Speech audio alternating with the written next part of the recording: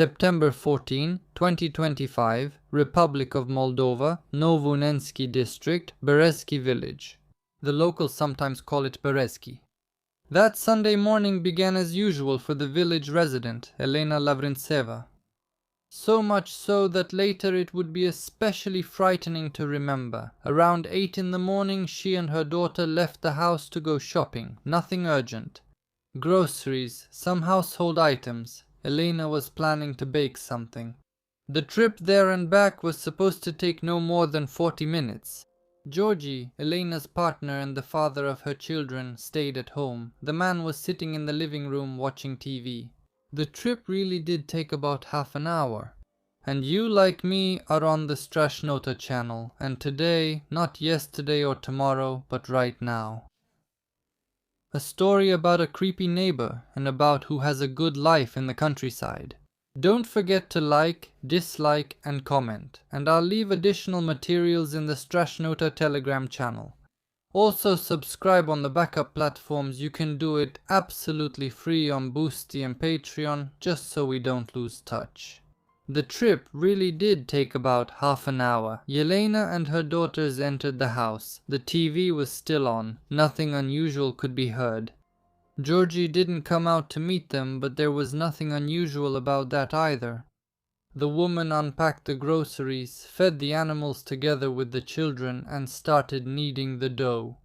Everything was going as usual until she suddenly caught herself having strange thoughts.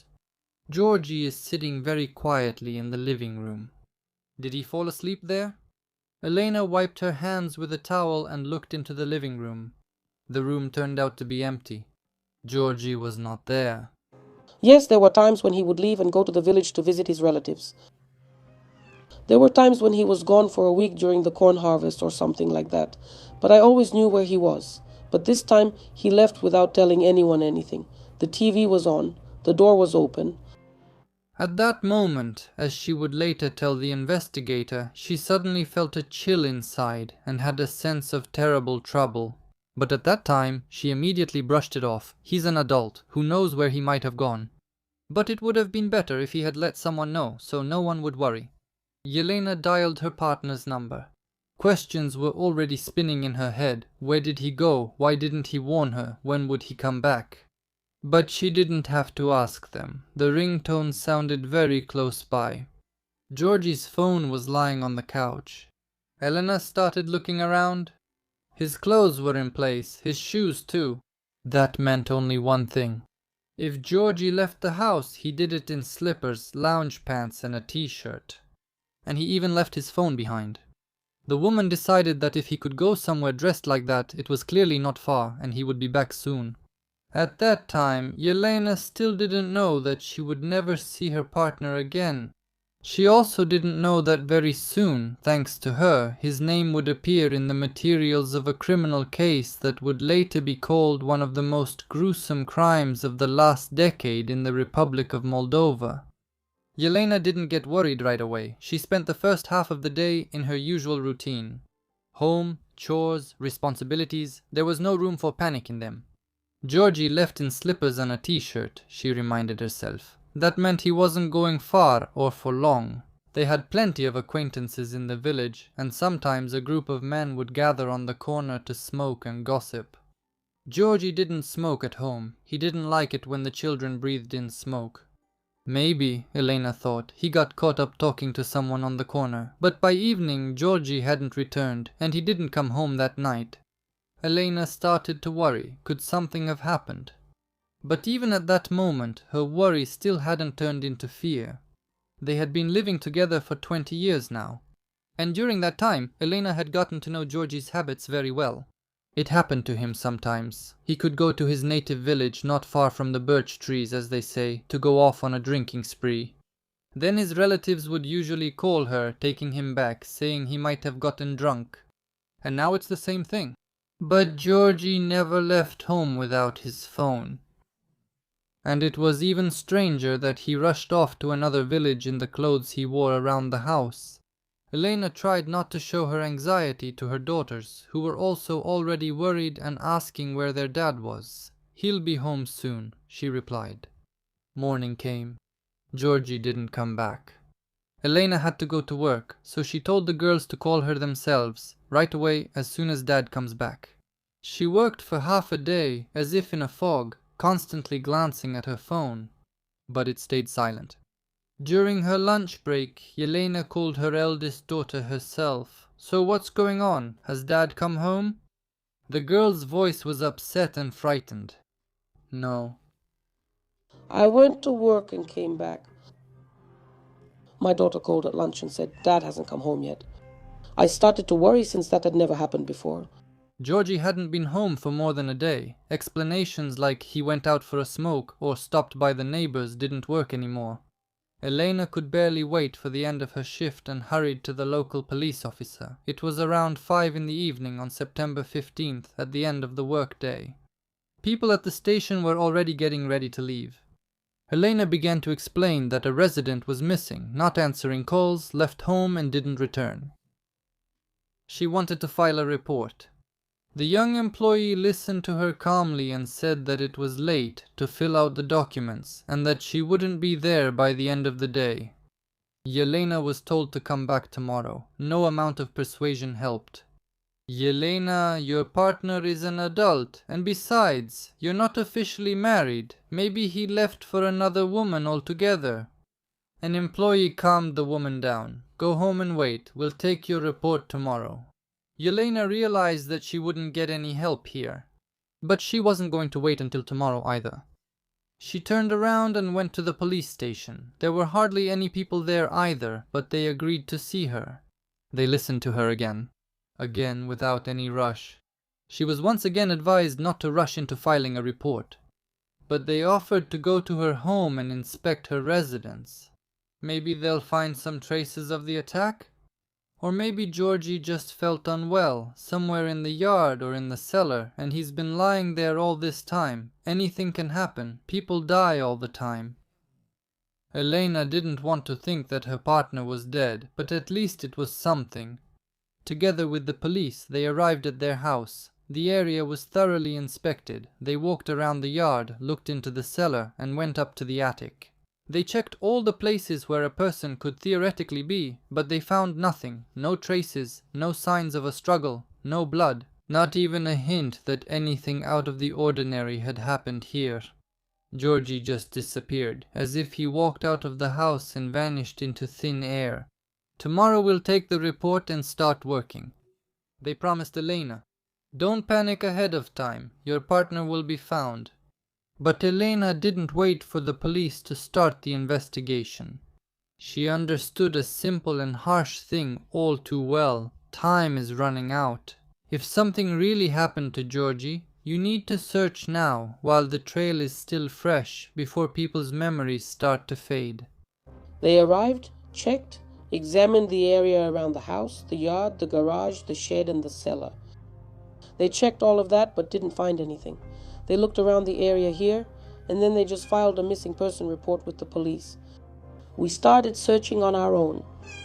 With Georgiy's photo in hand, Elena went to the neighbors with the children. They knocked on gates, asking the same question: "Have you seen this person?"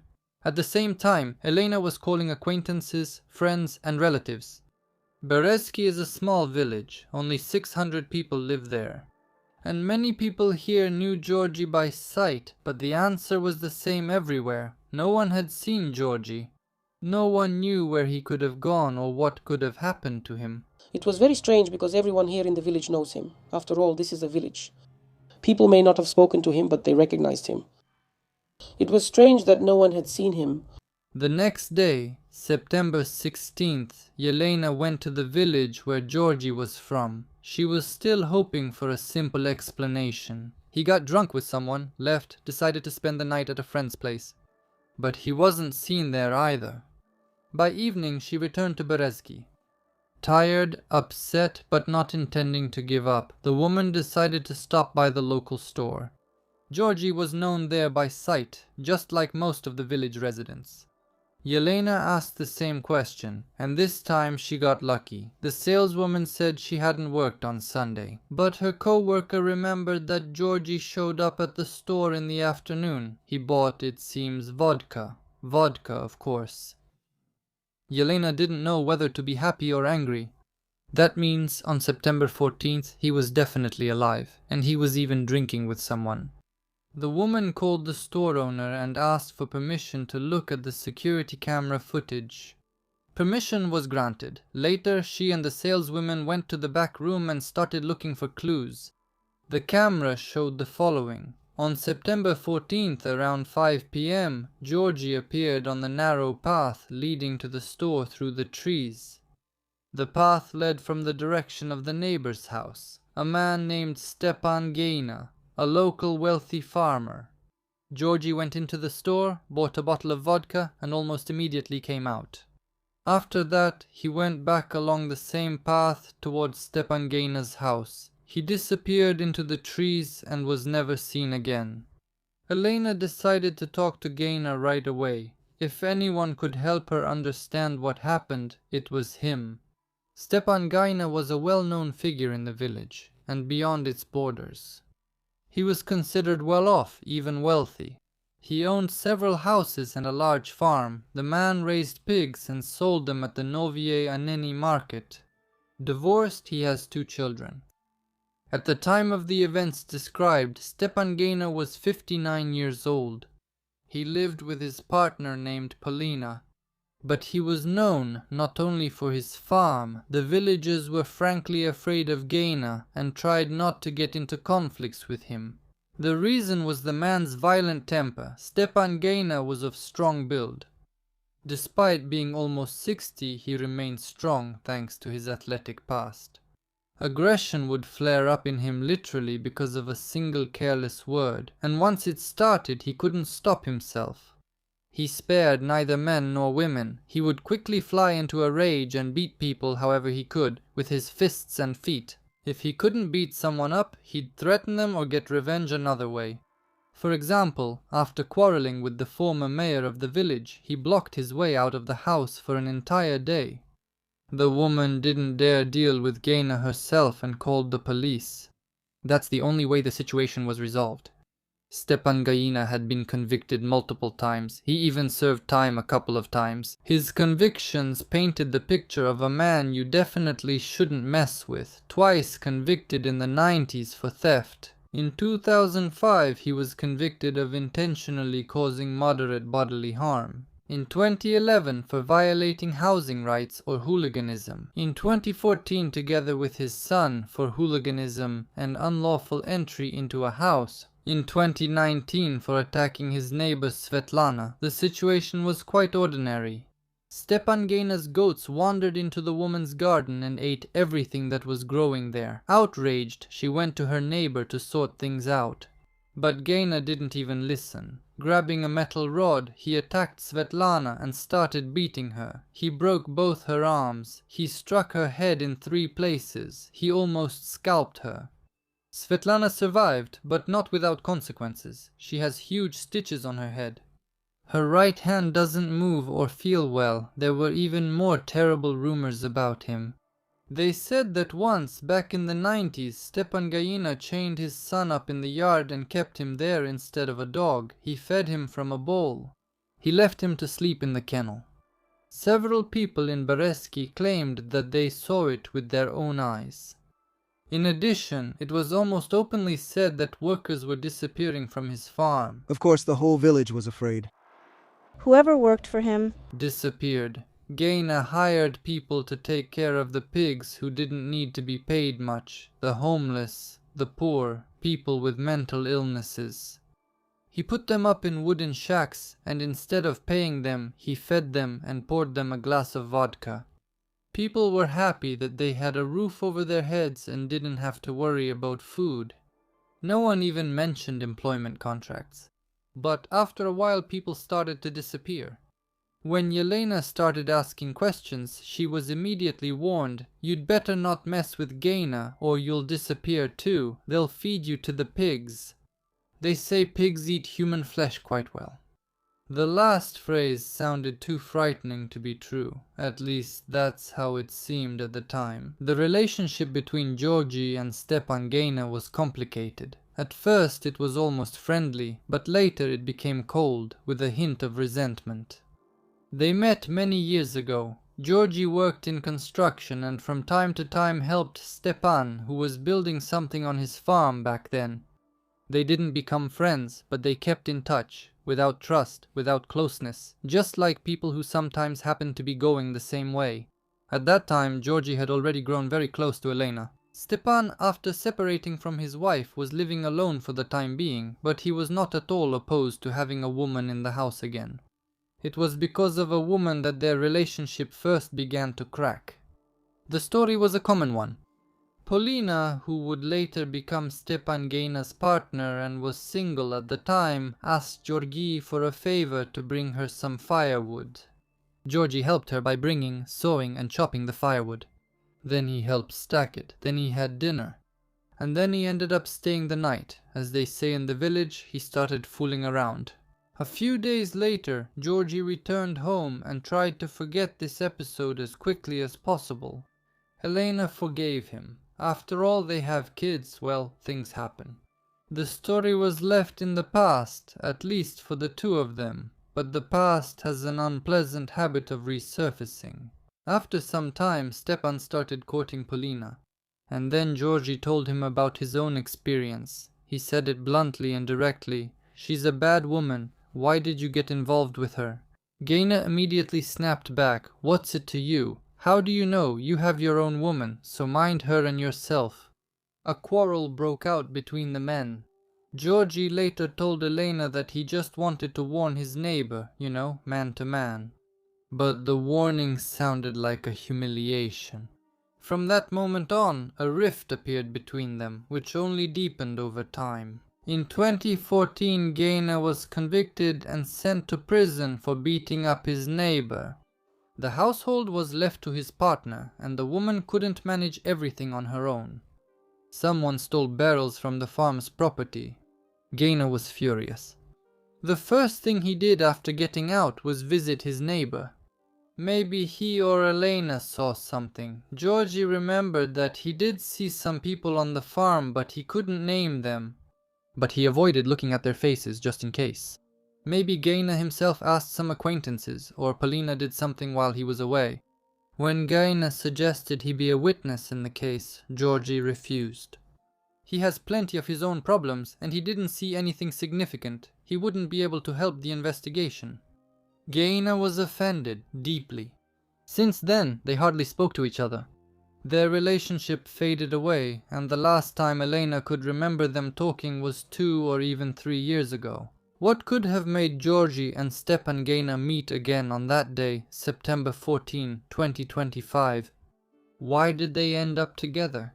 And most importantly, where did Georgiy go afterwards? While Elena was turning Berezki upside down in search of her partner, Stepan behaved calmly. He didn't hide, didn't avoid people, and walked freely around the village. A couple of days after Georgiy disappeared, he met Elena on the street and asked curiously, "So, did you find Georgiy?" Elena replied that they hadn't found him yet, but they definitely would. "They'll search the area, check the suspects, open a criminal case, and punish whoever is involved." Gaina smirked. "With the way our police work, they'll never find him," Elena insisted. She spoke confidently, almost stubbornly, as if she was trying to convince not him, but herself.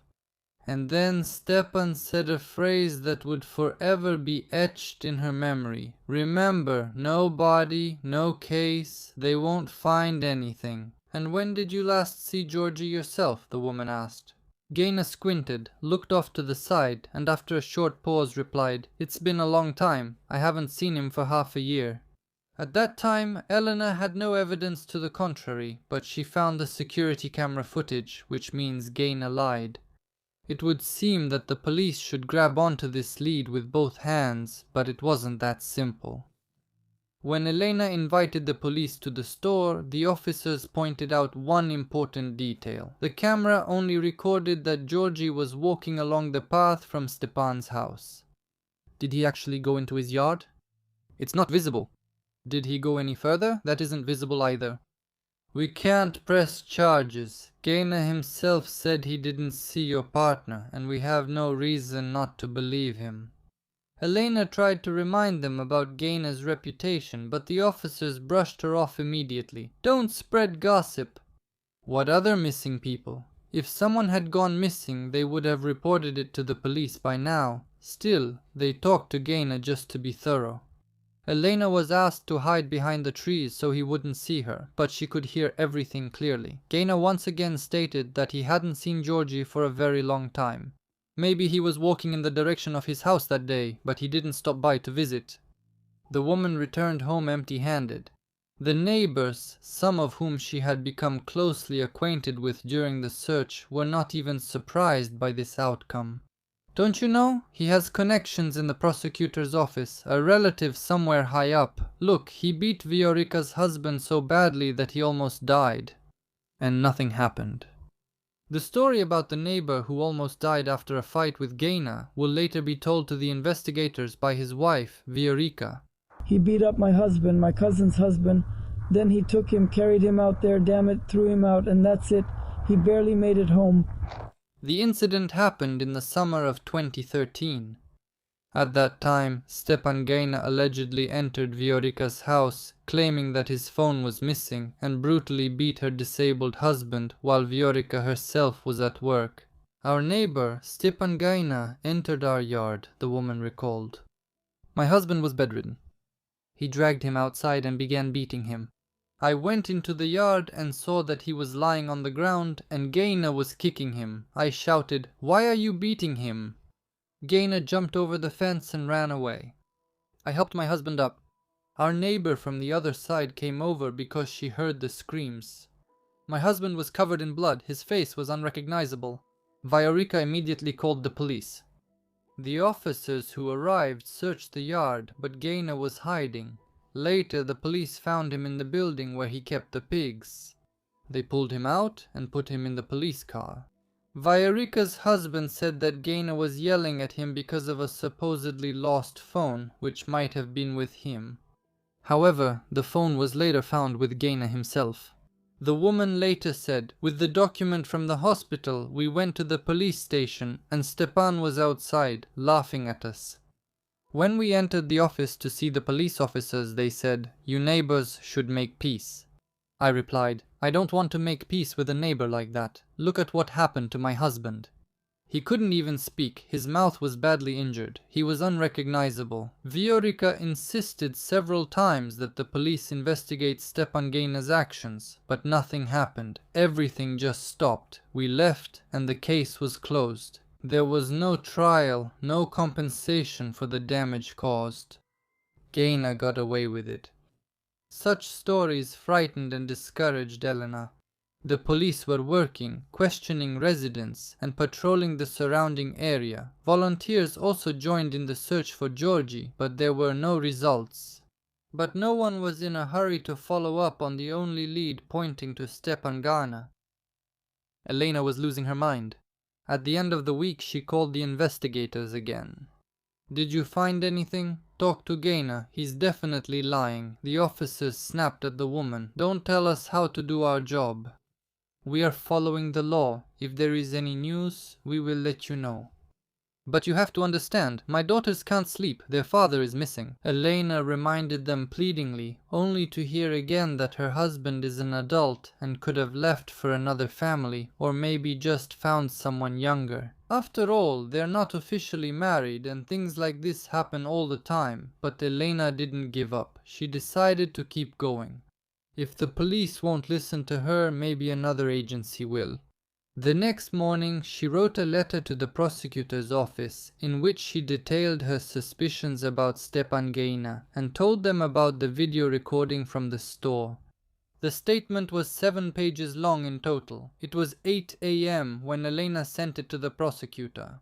An hour later, she received another call from the police and was scolded again. "Why are you making a fuss? Why are you writing some letters complaining? We're working. Just live your life quietly and mind your own business. If we learn anything, we'll tell you immediately." However, in the end, they did tell Yelena that there are some leads in the case, but for now, they can't share them with anyone. They also advised her not to talk much about her husband's disappearance and to answer questions by saying, "He left." Apparently to another woman, I don't know anything else, so the police did have something. Maybe even on Gaina. Yelena didn't know how to sit idly by. She continued her own investigation. She put up portraits of her partner at bus stops, questioned the villagers, and looked for surveillance cameras that could help. And one day, a man approached her on the street. He said that his video camera had recorded Georgiy on the day of the disappearance and agreed to show the footage, but on one condition, not to mention his name. He didn't want any trouble with Stepan Gaina. Elena played the video and almost immediately her heart skipped a beat. The footage showed that in the morning, on the day of the disappearance, Georgiy and Stepan Gaina were walking down the street together, calmly, side by side. They were talking as if there was no hostility, no history, no old grievances between them, which means Gaina lied. Which means Elena was right from the very beginning when she suspected him. After downloading the video onto a flash drive, the woman went straight to the police station. It seemed that now they would finally go after Gaina. They would conduct a proper interrogation, search the premises, but after watching the recording, the officers exchanged glances and promised that the footage would be added to the case file and that they would have a talk with Gaina. What, are you afraid of him or something? Elena couldn't hold back. She was assured that no one is afraid of anyone, but that's just the procedure. It can't be violated. Time relentlessly moved forward. One day, detectives came to Yelena and asked her to provide Georgiy's clothes. They wanted to conduct a search with dogs, including on the territory of Stepan Gaina's farm. They took shoes and a shirt. Later, it turned out that the shirt had been washed and there was almost no scent left on it. The clothes were taken in the morning and returned in the evening. But the neighbor, who saw all the investigators' work through the window, later told Elena that the search lasted at most an hour. The officers walked along the edge of the farm's territory, predictably found nothing, and quickly wrapped up the search. Elena tried to get information directly. She questioned one of Gaina's workers, a man named Peter. He lived on the farm. He said that he hadn't seen Georgiy for a long time and didn't know anything. However, the woman didn't expect any other answer. Stepan's workers were often drunk and might simply not notice anything. In general, the workers at Stepan Gaina's farm were exceptionally loyal to their boss. They said that he was kind, respected them, brought them food, treated them well, and never yelled. The contrast with what other villagers said was striking. Only later, when Gaina was detained, would two of them dare to speak with journalists. Sergei and his relative, who herded sheep and took care of piglets on the farm with him. They would recount something horrifying. One day I fed the pigs and was about to go home when Uncle Stepan stopped me right there in the basement. He said, "You're not going anywhere until you drink a glass of moonshine with me." He stood his ground and wouldn't budge, no matter what. So I decided to drink so he would finally leave me alone. One glass, then another. And then suddenly I feel a blow to the back of my head and sharp pain. He hit me with a hammer, as I realized later. I started to stagger, fell down, and all I could hear were his footsteps and voice in the darkness. And then there was silence, recalled Sergei. If it weren't for Grandpa Pyotr, I wouldn't be standing here. And Pyotr added, "I heard Gaina say he was going to take him to some bunker." I asked to be excused, pretending I needed the bathroom, but I ran straight to the basement. I opened the door so Seryoga could see the light. That's how he escaped. The men didn't tell the police about what happened. They were afraid. Everyone was afraid of Gaina. Finally, after almost 3 months, on December 22, 2025, the investigation suddenly moved into its final phase. Stepan Gaina was finally detained. He was charged with 3 counts of murder. One of the victims was allegedly Georgiy, Elena's partner. Elena learned about Gaina's arrest from her neighbor, but it didn't make things any easier for her, because after the news of the criminal's arrest, another piece of news came. Terrible, taking away all hope. On the farm, in the basement where Gaina kept pigs, Georgiy's personal belongings were found. Pants, a cross necklace, a t-shirt, underwear. Elena wasn't shown the belongings right away. First, they sent her photos. She recognized the cross in the t-shirt. I don't understand anything. Why did he undress him? The woman muttered, looking at the photo. Finally, they showed her a picture of Georgiy's pants, and when she saw it, Elena almost fainted. The pants were soaked through with blood. The fabric was hardened and looked almost black, and the woman understood without any explanation whose blood it was. "Please," she blurted out, "tell me, where is he?" The investigator said that a search was currently being conducted on the farm. As soon as Georgiy is found, she will be told. And that meant waiting again. But Yelena already understood that she was not waiting for news that her partner was alive. She would be informed when they found the body. At the same time as Stepan Gaina's arrest, the chief of police of the Republic of Moldova made an official statement. He said that large-scale searches were being conducted on the farm and that as of December 24, 2025, there was information about at least 3 people who had died. Their remains were found buried in the ground. The clothing of one of the deceased was found in a well, and in addition, the victims' phones were also found. The police chief also reported that 3 people were detained in the case: Stepan Gaina himself, who was placed in pre-trial detention, his partner Polina, who was placed under house arrest for 30 days, and a third man, 34 years old, who was also detained as part of the investigation. As it turned out, back in November 2025, an investigator infiltrated Stepan Gaina's farm under the guise of a job seeker. The man got a job taking care of the pigs, lived on the farm with the other workers, and saw with his own eyes what was happening there. He also provided the investigation with recordings of several conversations with Gaina. Their content has not been disclosed yet, but they have also been added to the case. The police had to use an excavator to dig up the entire farm property.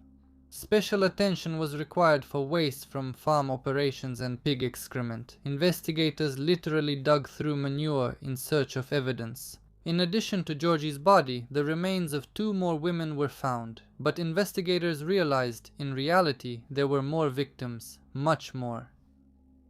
In general, Stepan Gaina is a man with a pronounced need for dominance and a low threshold for aggression. He doesn't have an internal braking mechanism. Irritation almost immediately turns into action. But at the same time, it's not chaotic aggression, it's quite controlled when it's beneficial.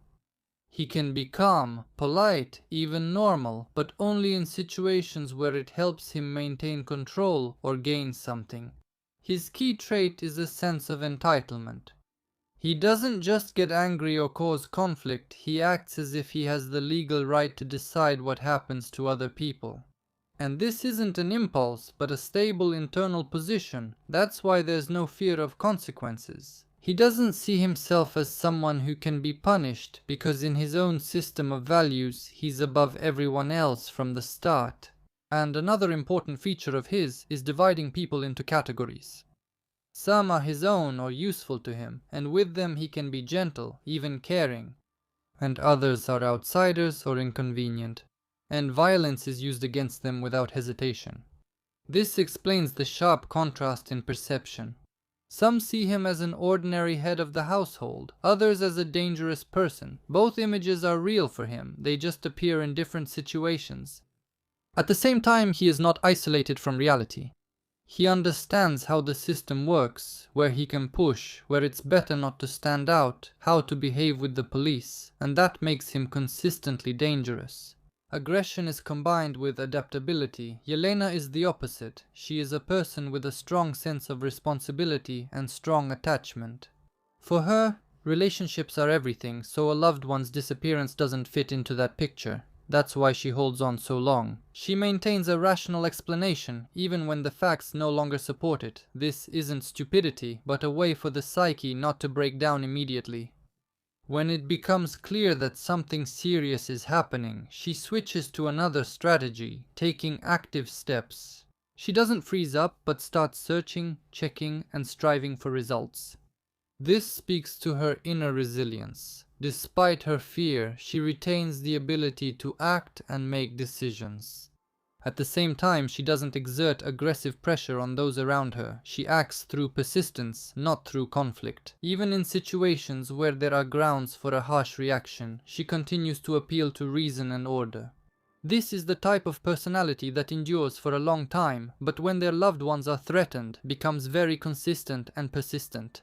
Georgiy, according to available information, appears to be someone who is not prone to conflict and a tendency to avoid tense situations. He does not seek to dominate, may not hold on to principled positions, and adapts to circumstances. And this makes him easy to get along with in everyday life, but vulnerable in an environment where there are tougher and more aggressive individuals. He doesn't have a strong sense of danger in social interactions.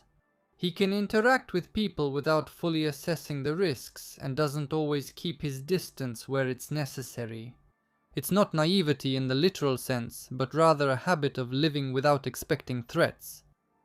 Polina apparently is a person who is highly adapted to an unsafe environment.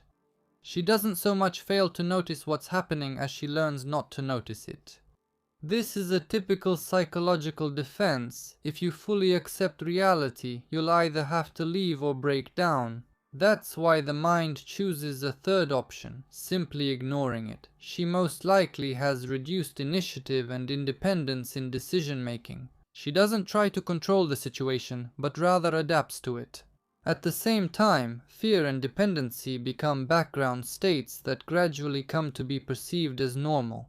In such a system, a person can sincerely say that they didn't know anything because they didn't allow themselves to know.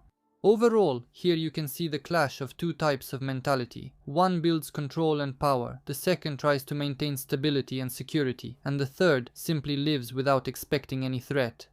And it is precisely this combination that makes the situation possible. Aggression occurs where there is no resistance and where the system fails to respond in time. When the theory emerged that human remains could have ended up in the pigs' food, the animals had to be put down. The mayor of Novi Hanin hurried to assure the residents that the meat would not end up on store shelves, but this was little comfort to those who had bought Gaina's meat before his arrest. As for the fate of these pigs, I'm sure that our authorities, both the police and ANSA, will not allow this meat to be sold under any circumstances. You can be certain of that. The human-eating pigs could very well have ended up on store shelves, and that means on the tables of the locals as well. Stepan's partner, Polina, immediately stated that she had never heard of feeding human flesh to the pigs. She also claimed that she supposedly didn't know what her husband was doing. Yes, the dismissal of workers was sometimes sudden, but according to Polina, she thought they were leaving for the war. The woman never took an interest in her husband's affairs and tried not to listen to his conversations. Frequent beatings and quarrels made it a habit, but it's also possible that she really didn't see or hear anything, or she repressed it. Nevertheless, Elena had no doubt that Polina was aware of what her partner was doing. It's impossible to live with someone for more than 10 years and help him with the farm 24/7 and not notice that something strange and frightening is happening. And what do you think? Did Polina know, not know, or did she try not to notice and in fact really didn't know because of repression? Write your comments. At the time of this video's release, Stepan Gaina is under arrest. He has been charged with taking the lives of at least 3 people. The motives for his crime, as well as the circumstances, are being established. Gradually, as people learn that the terrifying Berezovsky wolf has finally been caught, witnesses who want to testify are starting to come forward. Journalists are not letting the story die down, and Stepan Gaina is unlikely to avoid responsibility this time. Elena still can't believe that her husband is gone. She still sees him alive and well in her dreams. She hasn't stopped taking her medication and is holding on only for the sake of her children. And she's also afraid. Or that Gaina will still buy her way out and he'll be set free. Or that he can still get to her even from prison. The investigation is ongoing.